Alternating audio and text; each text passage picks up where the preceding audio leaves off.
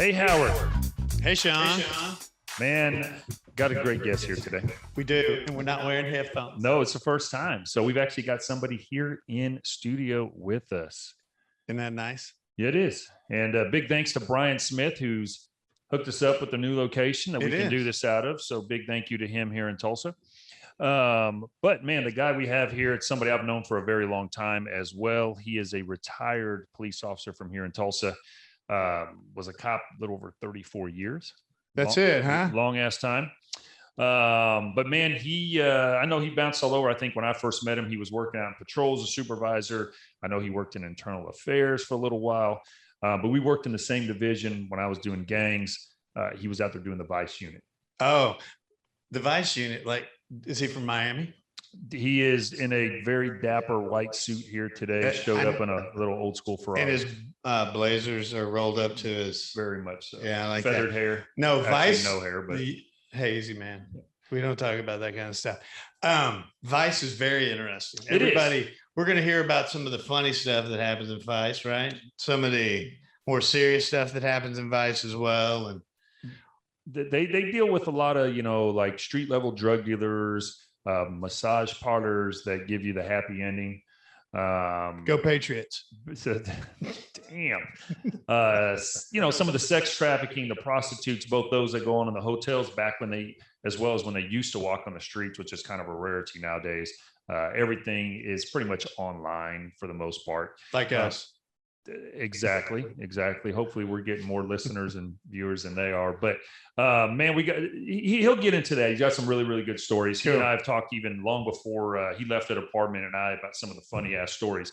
But what do we like to do here on our We podcast? like to have drinks. What is the name of this podcast? It's now Coptales and Cocktails. And you'll notice by our logo, we got to add the cocktails to it. Coptales and Cocktails, because that is such a part of this. Yeah, absolutely. Why wouldn't you have a drink when you're talking about cop stuff? So what are we going to drink today, boss? Well, so working in the vice unit, you kind of deal with the bottom of the barrel of society. That's true. Times. So for him being here, we are busting out a bottle of barrel bourbon rye.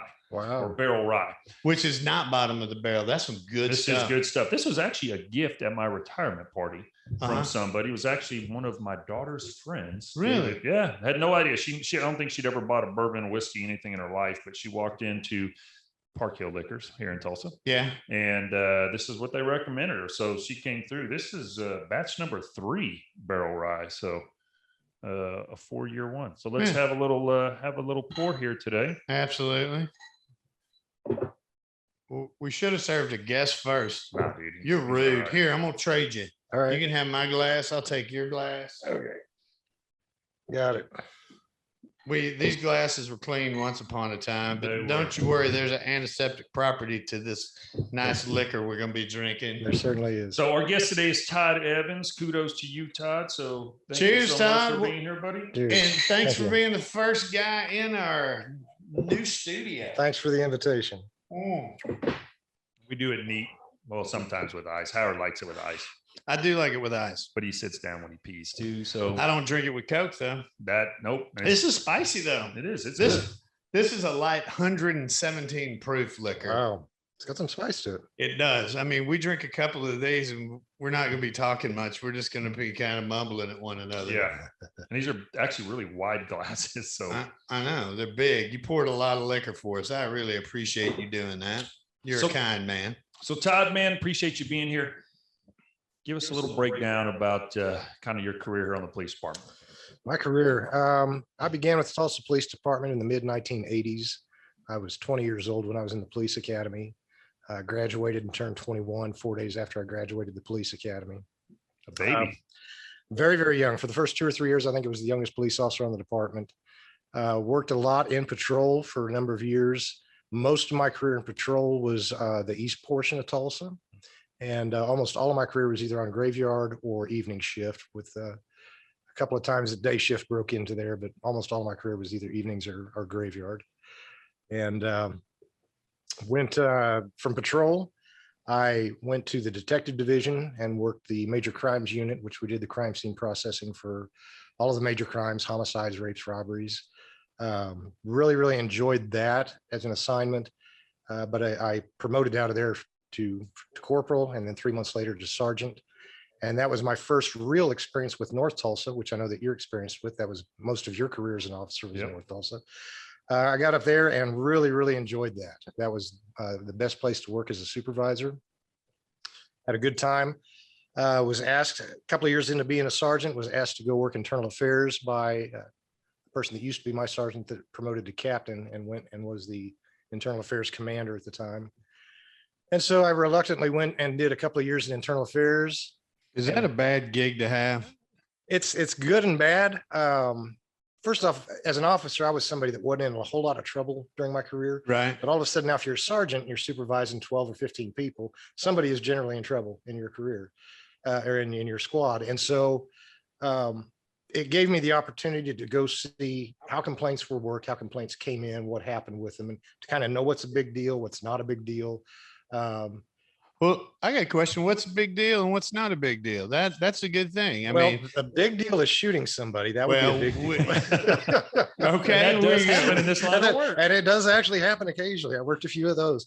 Not a big deal is so much talking bad to somebody. Gotcha. Back in those days, things are all kind of up in the air right now, but back in those days, it wasn't a big deal to talk bad to somebody. And a lot of times, if you were just honest about what you did, even if it was a mistake, Right, it turned out to be not a big deal.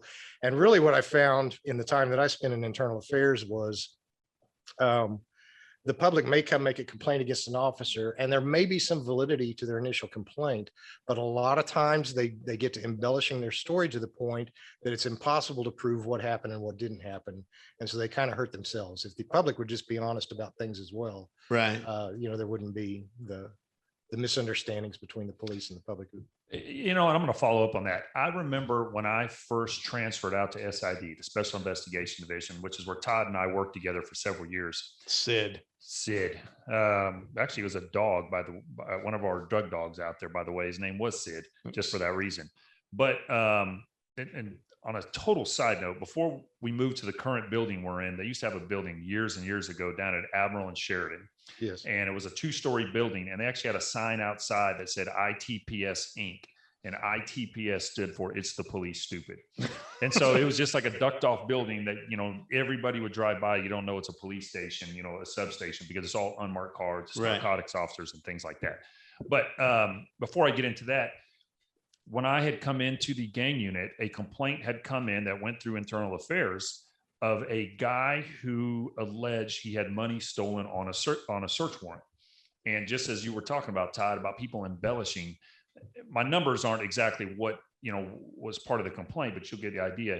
He said, they stole money. I had $700. Okay. Well, the property receipt for what we turned in that day, or what the officers turned in that day, was $1,000. So literally the property receipt had more money turned in than what he alleged that he even had. And then he still said money was stolen. So just like you were saying, I mean, these guys, a lot of them, there might be a legit complaint of some sort, and they embellish, or they just make them up. They don't have their facts right. Hey, I got some money that I want to invest with the police department. Yeah. If I give you $700, it turns into $1,000 immediately. Yeah, I've never heard of a police officer accused of adding to the money. I didn't have this much. Yeah, give me it back. A good investor. Absolutely. And you also work nights and graveyards, which was pretty interesting too. Huh? Yes. My mom always said nothing happens good after midnight. That's pretty much. That is pretty much the truth to that. How much good happens. Mom, you were right. Just that one time. We know, statistically for violent crime, the majority of shootings, if you look at just on a 7-day-a-week deal, they're Sundays. Really? Because it's after midnight on Saturday night is when the majority of shootings literally happen. Huh. And so it falls into that Sunday hour. So yeah, there's no reason that, most people should be out at 2 a.m., typically hanging out the after clubs, because a lot of problems. Yes. So you ended up in internal affairs. Ended up in internal affairs for a couple of years, which is a place that nobody really calls and asks you to go to lunch. So you kind of learn to be alone by yourself at that time. But it wasn't a bad time. Like I said, one of the stories that I can think of from internal affairs was a woman and her husband. They were kind of an older couple that had a 15-year-old son. And there'd been a domestic violence call to their house where the husband and son were fighting. And somewhere in there, the son was hitting the husband was hitting the son with a baseball bat. The police get called. They get to the house. The son runs out of the house. Police officers go in foot chase of him. when they catch him, they sprayed him with OC spray. And so then the mother came down to internal affairs and made a complaint saying that that she thought it was unfair that her son got sprayed. He didn't deserve to get sprayed with OC, and she wanted to make a complaint. What's OC? I'm sorry, it's pepper spray. Okay, cool. Yes. What's OC stand for? Oleoresin capsicum. I thought it was Orange County, but go ahead. There you go. So anyway, she came in for her interview, and this boy had already been adjudicated for assaulting a police officer before this. And so when she came in for her interview, we were talking about her son, and she said, "My son's not a violent person. This should never have happened. The police should never have treated them this way. This was unfair." And so my first question to her was, "Well, ma'am, if your son is a nonviolent person and this was unfair, why was your husband hitting him with a bat?" And she just froze up at that point. Right. And she said, "Well, you'll need to ask him." And I said, "Well, I'll ask him, but I'm asking you as well. You watched it. Why would your husband hit your son with a bat?" And she stood up and said, "This interview's over," and walked out, and the complaint walked out with her. So people just kind of being unreasonable towards the police is what you learn from that. Yeah. Well, that's an awful situation to be in. I mean, cops are called down on a lot of that crap you just can't fix. I mean, you got 15-year-olds, I was a 15-year-old's male at one time. I was stupid.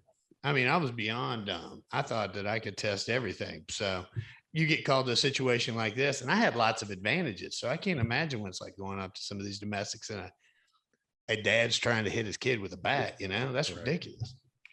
Yeah, no, I mean, it is. And, just talking about the juveniles, I mean, we've worked murders where 13-year-olds are the suspects. God, that's awful, guys. And stuff like that. So, yeah, it's the internal affairs, they get some doozies. And there's been some funny stories that have come out through the years of different cops that have been investigated for some internal affairs stuff, which actually, Todd, we got to jump into one of them. I hope you're comfortable talking about it, but as a story of a cop on our department, that it was kind of a combination, I guess, with internal affairs-esque type work for your work there, but he's in the vice unit at this time. And there was a cop who liked the ladies of the night. Oh, that would be fair to say. Yeah. So this story is a funny as shit story. Well, let's back up a little bit. The only thing that I know about Vice is, like I said, Miami Vice, which for everybody out there that's not as old as we are, was a bad sitcom. A very bad, well, it was a drama, but it was a sitcom. It was so bad. Had a great music though. Right. And these cops driving around in Ferraris and looked fly all the time. So that's definitely not it. What is Vice? So Vice it's an undercover unit. When I first went out to SID, to Special Investigations, and took over the Vice unit, it was really a training ground for narcotics unit. People would come in, they would learn to develop an undercover identity, learn how to do kind of street level drug stuff, do buys, where to go, how to buy drugs, what the prices were. And then they would generally move out of Vice and go to a narcotics unit. So I had a lot of turnover for my first few years in Vice. And then we went through a period on the department when we had some layoffs, and some of my officers were put back in patrol. And I just kind of, from my own idea, thought that the department might start looking at where they've got redundancy and maybe do away with units. And so I thought, if the Vice unit looks just like the narcotics unit, then it would be obvious to do away with the Vice unit and stick with the narcotics unit. And so we went ahead at that point and became a true Vice unit.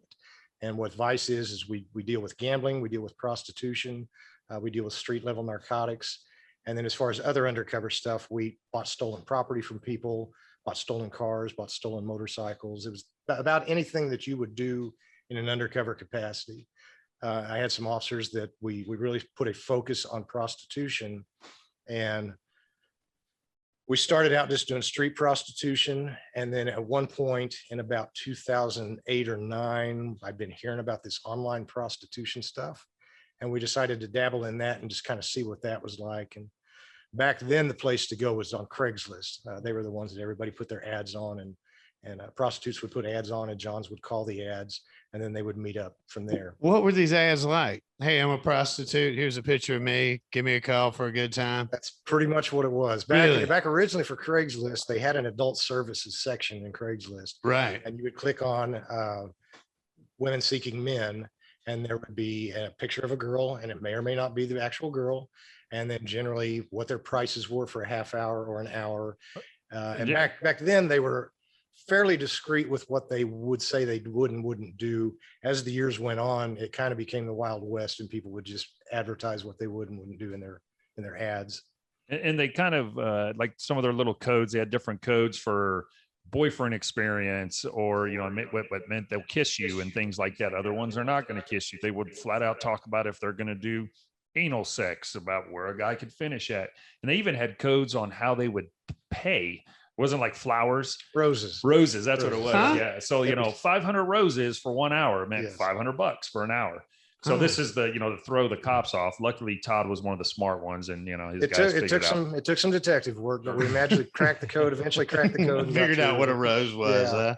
Because I kept showing up with roses. And that's not what I want. This is very popular in the flower shops around Tulsa. Was Todd? I thought, wow, this is expensive. None of them were going home to his wife, but yeah. So you were working Vice. You were working. You did street level. It moved to online. It kind of adapted. The Vice Squad was basically, I guess, the front men on all the undercover work that went on with the police department, right? We did. The narcotics group did undercover work as well. We did a lot of the undercover work. If you were looking on Craigslist and found your stolen lawnmower for sale on Craigslist and called the police, they would call the Vice unit. And then we would call the number and say, hey, we see you're advertising a lawnmower. We'd like to come buy it. Hey, what was your persona? Did you have your own undercover persona that you took on? Being the supervisor, I had an undercover name and all of that. What was it? Troy Rubel. Troy Rubel here. Troy Rubel was my undercover name. And when officers come in, you go and you get them credentials, identification in their undercover name. You decide what your address is going to be to go on your driver's license. You set up your phone to be an undercover phone where you're not, somebody calls and you don't answer. You don't want, this is Officer so-and-so. Right. This is Troy Rubel. Right. You set up your phone to be undercover.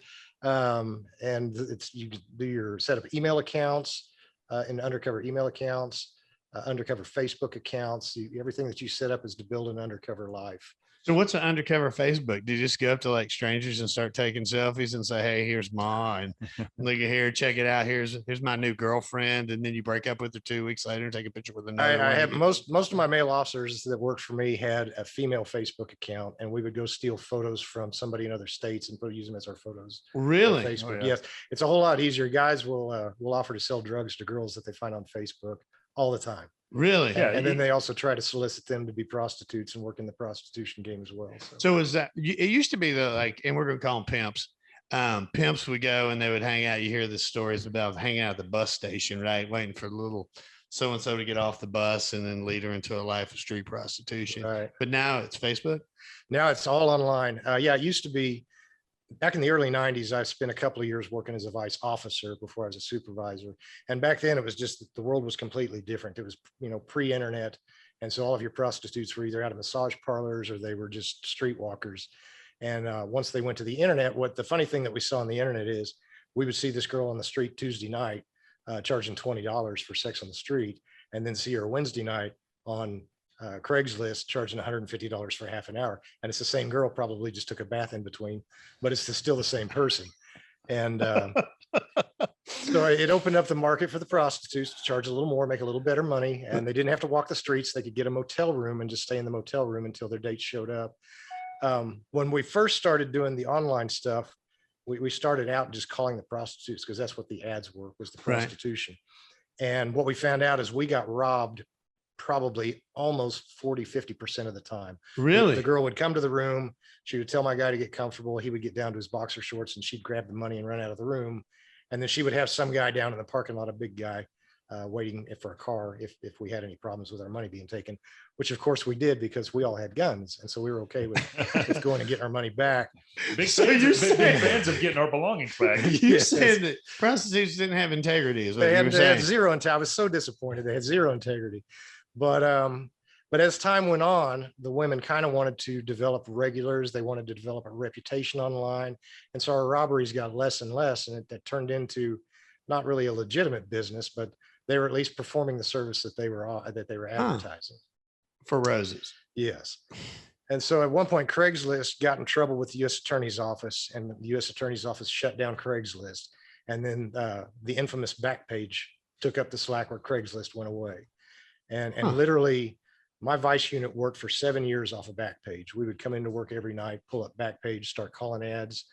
At one point, we started posting our own ads, pretending to be prostitutes, and had guys call us. Did you put your picture on there as Troy?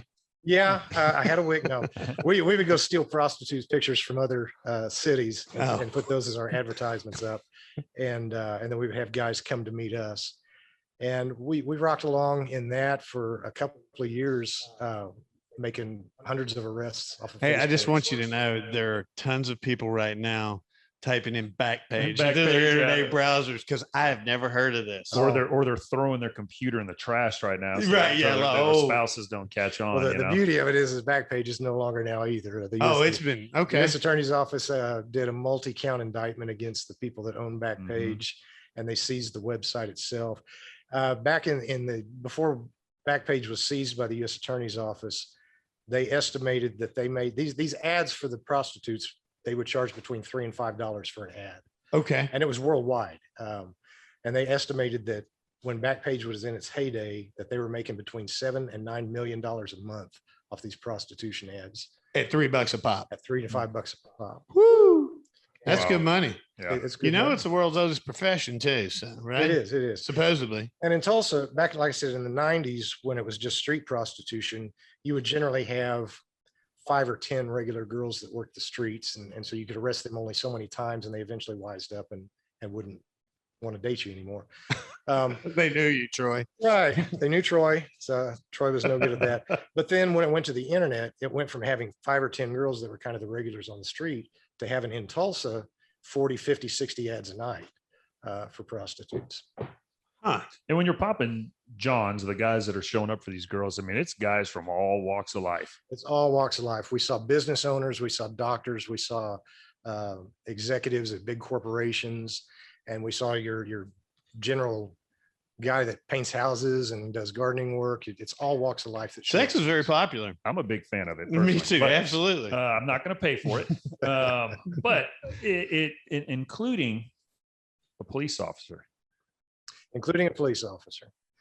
So we had a prostitute. This was a street prostitute. They called the Vice Unit. What's her name? I want to know her name. I don't even remember her name at this point. Call her Cinnamon. Cinnamon. Let's go with Cinnamon. Cinnamon. So Cinnamon Spicy. calls the police department, and she says, I've been a prostitute most of my life, and I don't have a lot of values left, but there's this police officer that comes by and he sleeps with street prostitutes. And she says, I just don't think police officers should be sleeping with prostitutes.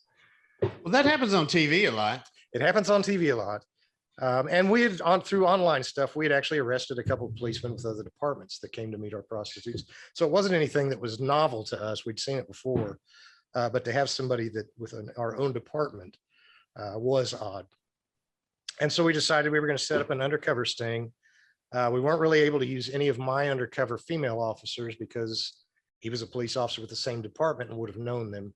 So we went to an outside agency and borrowed this was actually an undercover narcotics officer that was female.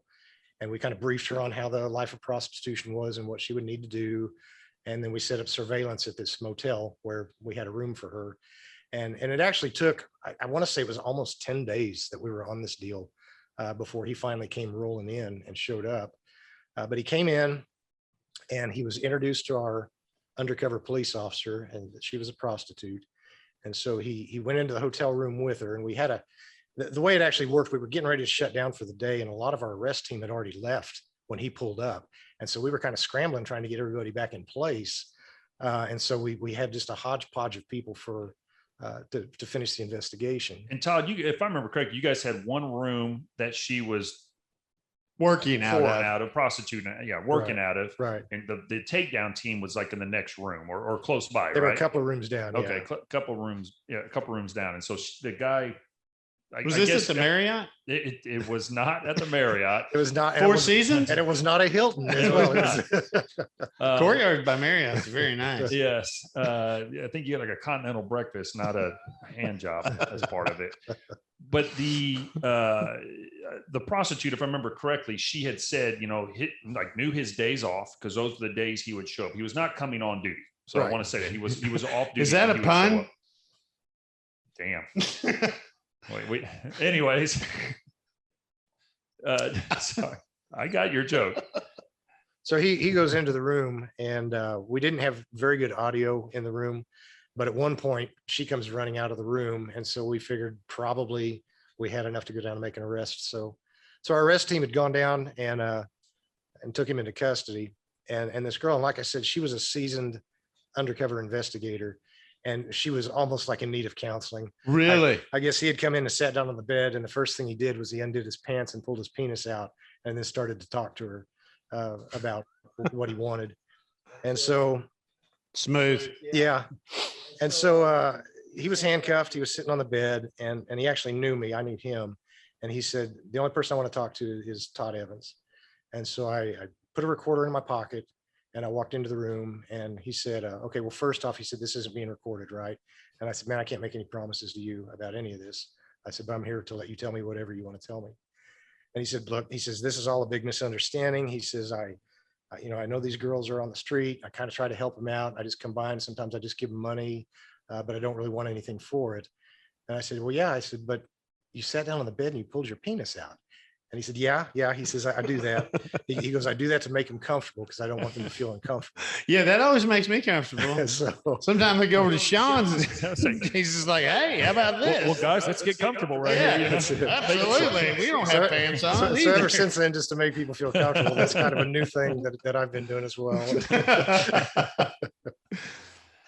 Anyhow, so he was arrested. He went to jail. He ended up taking a plea bargain and left the department. And he didn't know this was an undercover operation on him. Right.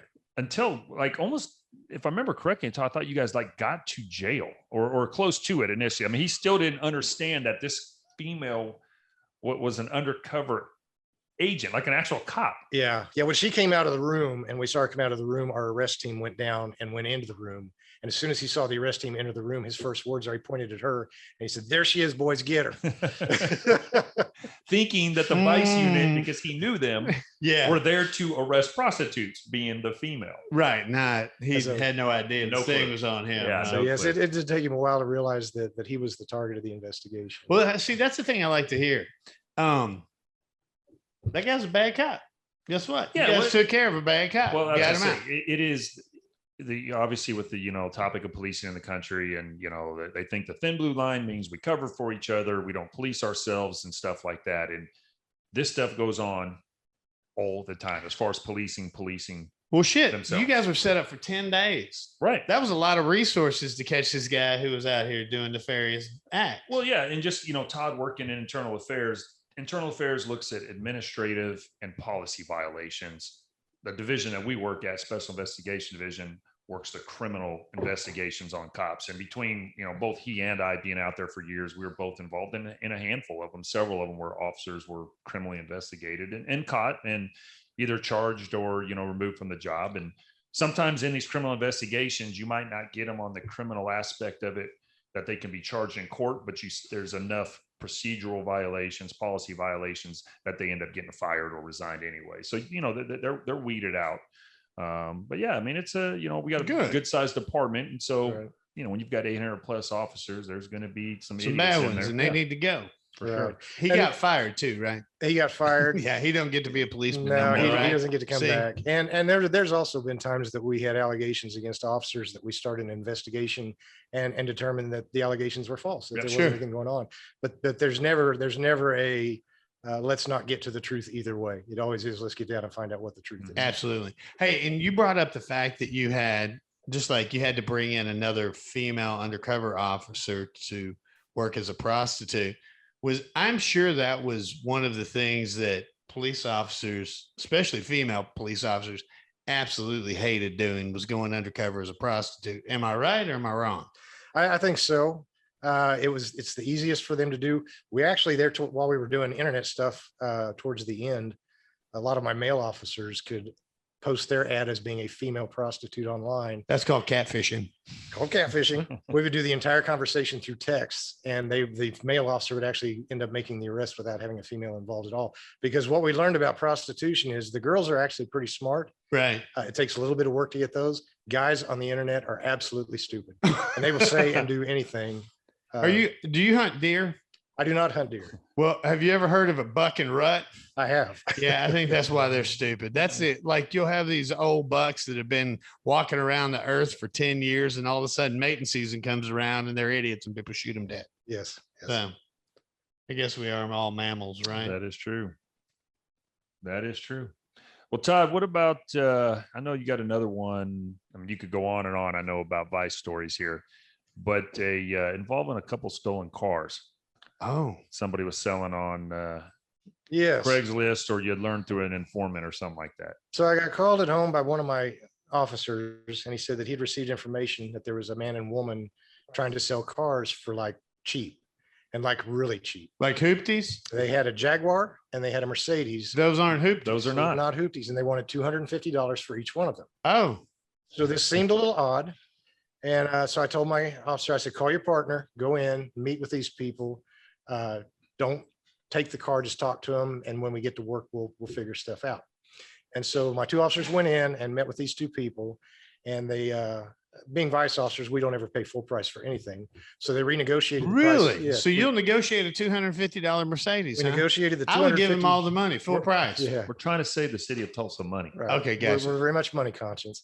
So we talked that down to $125 for the Jaguar. It's an English car. It's probably it's fair It price. probably needed some work as well. Yeah. So they wrote out a bill of sale for us, and we said, we really can't take it now. We'll be back later on tonight. We'll pick it up. And so when we got to work, we knew the address where the car was at, and we knew the tag on the car, and we checked. The car wasn't stolen. It checked to the address where it was parked in front of. And so, this still seemed really odd to us. And so we decided we were going to go out to the house and just kind of look around and see what was going on. And it was cold. It was in the wintertime, and we snuck out there, and we're kind of walking around the house, and we see some telltale signs of a lot of mail in the mailbox and things like that. And so I decided, man, we need to go inside the house and just see what's up in the house. And I just sent one of my officers to a school to do lock picking. And so I said, man, this is your first test. You're going to get to pick the lock on the door. Well, hold on a second. Do you need a warrant to do that? At this point, we're not really doing like a criminal investigation on the owner of the house. We don't think so. It's more of like a Safety check. Check on the on well-being, well-being. make sure everything's Right. okay. And so we decided that we would call for patrol officers to come out, because working vice, we're undercover, we're in t-shirts and blue jeans, and we just kind of look like people that are prowling around the house right now. And so we had patrol come out and set up with us, and this started bringing neighbors out and all of this. And so I said, let's go around to the back door and we'll see if we can get in the back door. And my officer was able to pick the lock on the back door, and we opened the door and started clearing the house, going through, making sure that nobody was in there with a gun and everything was safe. And when we got to the front room, what we found was a dead white male laying just inside the front door. And he had been dead for a while, long enough that people had gone into the house and bought big bags of baking soda and were sprinkling baking soda around his body to cover up the smell so that it wouldn't come out. And so And nobody's called the police or fire. Obviously, nobody said, hey, there's a dead guy in this house. yes, nobody's called the police, nobody's called fire. And so our first thoughts are, these two people that are selling the cars have killed this guy. Well, yeah, of course. So we called the homicide unit, we called the crime scene unit, said, come out to this address. And I told my guys, I said, call those two people back and tell them that we now want to buy the Mercedes also. And so we want to meet up with them again. And so we called them back, and they agreed to sell us the Mercedes as well. Did you haggle? We didn't haggle on that one. We went ahead because it's a Mercedes. We decided to pay full price. It's not British. Yeah. So let me get, we're 375. No, it was two. What'd you get the other one? Now? 125 for the Yeah, 375 375 for and Mercedes. and a Jag. Okay. So that was pretty good. You get a deal. Yeah. So we went and we met with these two people. They were at a different location. And so we picked them up in our car. We said, we're going to pick you up. We're going to go to the ATM. We're going to get the money, and then we'll pay you. And so after we picked them up, prior to going to the ATM, they wanted to go by another house and buy some methamphetamine. So we took them to the house to buy some methamphetamine, which now gave us probable cause to get a search warrant for this other house down the road as well. And then we drove to a Quick Trip to, which is a convenience store in Tulsa. I'm familiar with Quick Trips. They make great iced tea. They do. And so we went to the Quick Trip to go to the ATM. Once they pulled into the lot and parked, myself and the rest of the vice unit that was operating as arrest officers came in and arrested both of them. The rest of the story that went with it, nobody was murdered. This guy died probably of a heart attack inside of his house. And these people that were basically just a little above homeless had found him and decided that he no longer had a need for his personal items. And so they thought that they would just sell. How did they find him? I think they were kind of halfway friends with him. Oh, I got you. So they came over to see him, found him dead, and decided, well, he won't be needing the cars anymore. And we're in need of some methamphetamine. And so they were selling the cars to buy. The dope world's a dirty game, man. How much was the house? You should get the house for like $1,000. I mean, they were selling everything. Yeah, right? where are you living at now, Todd? That's it. Or Mr. Ruble? So now I have this rent house. It's a really cool rent house. It's cool.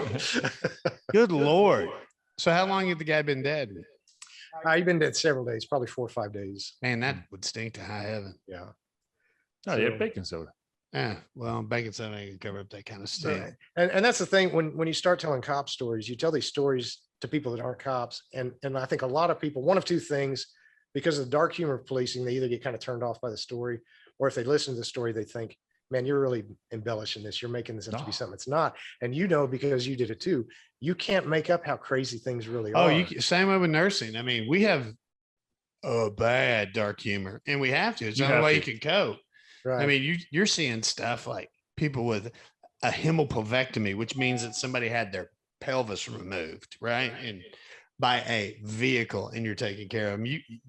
You're not used to seeing that stuff. You just come up with this wacko sense of humor, right? Which kind of leads you onto a podcast with a that's how you match up. Slightly untrusting man. Yeah, that's it. Well, and that's the thing is like from patrol, police stories that you tell from patrol, they sound all kinds of like crazy things happen and bizarre. And then you go into the vice world. And because if you're in patrol, all of these people are trying to hide this stuff from you. So there's a lot of stuff you don't get. But now that you're in vice, they think you're one of them. And so they want to involve you in all their craziness and all their bizarre behavior. So what's the craziest shit you've heard? The one with the dead guy in the cars was pretty crazy. We had, let me think of some more vice stuff. Midget? In one of our tiny people, little people, you're not supposed to say that anymore. So in one of our investigations, we're looking at Backpage ads. Backpage of the website. Yeah, it's no longer available. I already Googled it. Yeah. So we're looking at Backpage ads, and there is I don't know what the politically correct term for it is, a little person advertising as a prostitute. Okay. And so how do you not answer that ad? How do you not call that ad? You know, the nice thing about a little person as a prostitute, any penis looks huge in those hands. That is true. Well, it's kind of like, the strip even clubs yours. Howard got jokes. Yeah, got jokes. Like Night Trips, one of the local the strip clubs here, when they have a Little Sisters, that's the name of it, or a little person that's dancing, they advertise on their marquee, and I think they like sell the shit out of tickets because it's like, I've got to go see this. They do. Yeah, it's now, amazing. I will say I never have, but anyway, so you guys get this ad for the little person, and you're like, we must investigate this. We must investigate this. And during our investigation, the first time we ran into her, we actually, through doing some checks, discovered that she was underage, that she was 16 years old. Wow. And so what we determined, and where she was advertising that she wanted you to come to, was an area that was way unsafe for undercover cops to go to. Really? It was in far north Tulsa. Was it early Turley? Yeah, it was early Turley. No early Turley. And so what we decided is we had enough because of the ad and because of her age that we really didn't need to take the investigation any further. And so we decided we would all put raid vests on and take our AR-15s and go up. And as soon as we saw this girl, we would just intervene. And that way, if we were being set up to be robbed or something, we were coming more prepared than we would have been otherwise.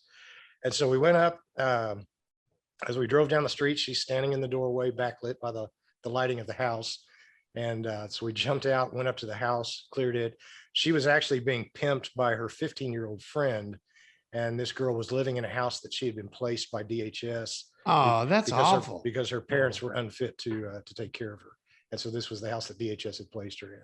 Wow. Yeah, that's horrible. And which kind of leads to, I mean, we're joking around a lot, but this kind of leads to the nefarious part of this. And a lot of people get harmed, and there's a lot of people that are doing this stuff not by their choice. Right. There's a lot of people that are being forced into this lifestyle by somebody else. Right. And what we found, there's a lot of talk of should prostitution be legalized? Should it be regulated? Should it be licensed? And the truth of the matter is, and I have met prostitutes who, when you talk to them about why they're being prostitutes, they just say, hey, this is something that's a fantasy of mine. It turns me on. I'm an adult. I don't have any problems with it.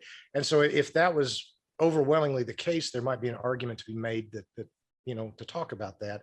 But more often than not, that's not what the case is. You're dealing with people that feel like they're in a desperate situation, that they don't really have another way to make money, or there's somebody that's taking advantage of them.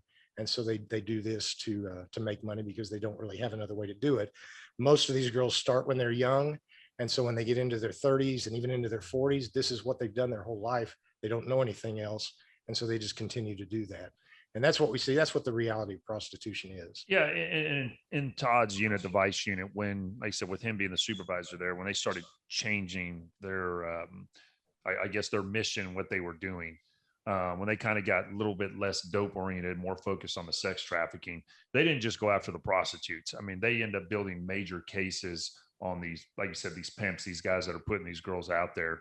And you guys ultimately actually end up getting, you guys charged numerous people for federal charges, and it was some of the first ones that were done here in Tulsa. Right. They were jamming these guys up for, I mean, essentially for the rest of their life in federal prison for pimping out girls. Well, they should be, goddamn. Absolutely. All right. So yeah, that's what there's a new law that came on the books in 2010, a state law for human trafficking. And part of the human trafficking law was if you're under the age of 18, one of the elements is we automatically assume that you're a victim. We don't have to prove what's force, fraud, or coercion, that it's automatically assumed. And so in my mind, it made the investigation a lot easier. So I figured when that law came into effect, I figured we would see that at some point with as much time as we were spending on the internet and on prostitution. What I didn't figure out was 30 days later, we would have our first case. And it was only the second time that I'd been in Vice that we had an underage girl from the entire time that I'd been there. And I'd been there from 2006 to 2019. This was in 2010. But we answered an ad. I think the ad said the girl was 23, and we went to an area hotel. And during the course of the investigation, we discovered that she was 14 years old. Jesus Christ. And when I say 14, she was 14 years old by 2 weeks. She had just turned Jesus. 14. And so while we were doing the undercover operation, we noticed that a car had been driving around the area. It was cold. It was night. There wasn't a lot of traffic other than this one car that kept circling. So we went and found the car. The guy had parked the car and ditched it. We actually found him in the parking lot of an adjacent motel and arrested him. And then we went through a major investigation after that and ended up charging him with the first case in the state of Oklahoma of child sex trafficking. Good for you guys. Those bastards need to be locked up for sure. So, and who was this guy? Did he just coerce this young girl, or this young girl was just didn't have any family? Or this is where we really started getting into these cases in a bigger way. Usually we just kind of made our misdemeanor arrest for prostitution and moved on. And the same thing with the Johns. And this was the first case that we really went in depth with. And what we found out is that he lived in the same neighborhood as her and kind of knew her from the streets. And then he had, talked with her on some of the social media, and then started friending some of her friends and was going out and actually trying to get other underage girls to come work for him as well. This girl didn't come from a great family, came from a single mother that had been a prostitute earlier in her life. And so she didn't have big qualms with prostitution, had a bunch of siblings in a very, very small house, not a lot to do on her own. And so this was the first guy in her life that had really paid her attention and been nice to her and would take her out, get her hair done, get her nails done. And then, by the way, now you have to have sex with guys so that we have money so that I could do this for you. And that's kind of how it worked. And for that one case, what we started seeing was there was a period of about 2 years that it's like 14 and 15-year-old prostitutes were everywhere. Jeez. And we probably did 40 cases of underage prostitutes in Tulsa. They were all prosecuted in federal court by the U.S. Attorney's Office. And we had some pretty significant prison time sentences. What kind of prison time do those bastards get? The very first guy that we had, and this is where we learned a lot, they offered him a plea bargain of 10 years if he would just plead guilty. And he said no, that he wanted to go to a jury trial. Good. And so. Yeah, juries don't like those kind of shit bags. Shit. I don't like those shit bags. So the beauty is if you're a police officer and you make an arrest and somebody takes a plea bargain, you end your investigation at that point. You don't go further. And so the fact that this guy wanted a jury trial gave us the ability to really learn how to prosecute these cases from beginning to end. And so we built a very strong case against him. We went to a jury trial. They sentenced him to 17 years in federal prison with another 10 years of supervised probation. So for the next 27 years of his life, it belongs to the U.S. government. And in federal prison, you have to do 85% of your time. So, I mean, you're talking, that's a good, 13, 14 years probably. You're good at math. Prison. Thank you. Thank you. Whereas if he had taken that deal, he would have, the bourbon get you there, or that little rye get you there. It's the dry well, throat. and kind of what you were talking about, that girl who was 14. This is the first guy that showed attention to her. I've got a daughter who's now in her 20s. You've got two of them as well. And an older friend of mine that also had a daughter is a few years older, actually Glenn Moore. And Glenn's a few years older than me. He was a cop on this department. And when my daughter was young, his daughter was 5 or 6 years older. And I remember him saying, if the first time your daughter hears "I love you," or the first 10 times she gets that from a man, and if it's not the dad, they're going to fall for that type of stuff. And so that's how it's important for, dads that are out there, dads that are listening, tell your daughter you love them. Tell them they're beautiful. Tell them how pretty they are. Tell them how amazing they are. Hug them. Because if it's the first time they're hearing it, is when they're 13, 14 years old from some shitbag on the street with bad intentions, they get caught up in this type of stuff. Right. And that's what the internet has made this so big of a deal. Again, in the early 90s, when it was just street prostitution, if you wanted to find an underage girl, you had to go hang out around a high school or a junior high and talk to them when they're on recess, or talk to them after school. And now all you do is get on social media and you can talk to 2,000 girls a night. Yep. And you don't need 2,000 girls to say yes, you just need one. Mm-hmm. And so you can be turned down by all of the girls except one. And that's all that you're looking for. So what are some tips that parents could use? Tips that parents could use. I know that parents don't want to get involved in their kids' life and they don't want to be nosy about their social media, but they need to be nosy about their social media. They need to know who their friends are when they're going out. They need to know who they're meeting, where they're going. It's all of the things that just is normal, good parenting things that you would want to know. And obviously, if your kid wants to do stuff, I'm not naive to believe that a child won't lie to their parents and won't go do things anyway. So, there's only so much you can do, but it's good to know those things, and it's good to have an open dialogue with your child, with your kids, to try to know what they're doing. Yeah, it's just scary. It is scary. Before, it was pretty easy to keep tabs on your kids, but I'm pretty computer savvy, and social media, it goes from one app to the next. It just like wildfire. 1 minute it's Facebook, and then it's Instagram, and then it's TikTok, and it's Snapchat. Right. And all of the girls don't come from the same profile. We saw a girl that had millionaire adopted parents that had a trust fund set aside for her. And she just liked being in that life. She wasn't actually, she had done some prostituting, but she was actually working a 14-year-old girl. She was 19 and she was working a 14-year-old girl, trying to raise bail money for another guy that we had in jail on another human trafficking case that she was in love with. And Jesus. Yeah. And we've only got a couple minutes left before we have to end it, and that's it. A lot of these girls, once they're in love with some dude, they're out there trying to recruit other girls. So it's not just the guys that are doing it. You get the girls that are involved in it as well, trying to bring in more girls. That's nuts. Yeah. Well, love on your daughters and your sons. 100%. Love on everybody. Just 100%. For real. Take care of the people in your life, especially your kids. It's been a pleasure having you. This is interesting as hell. We could talk for another hour on this stuff for sure. I appreciate the invitation. Oh man, we love it. This is you're doing good stuff. You're taking bad cops off the force. You're helping kids. You're making the environment better. When people say that prostitution is a crime that doesn't really have any casualties, I kind of disagree. It does, as you can well say. It'll really hit a community pretty hard. Yep. Todd, brother, thank you. Well, thank you, Sean. I hope retirement's good to you, and hell, maybe we'll have you back on another time. I appreciate it.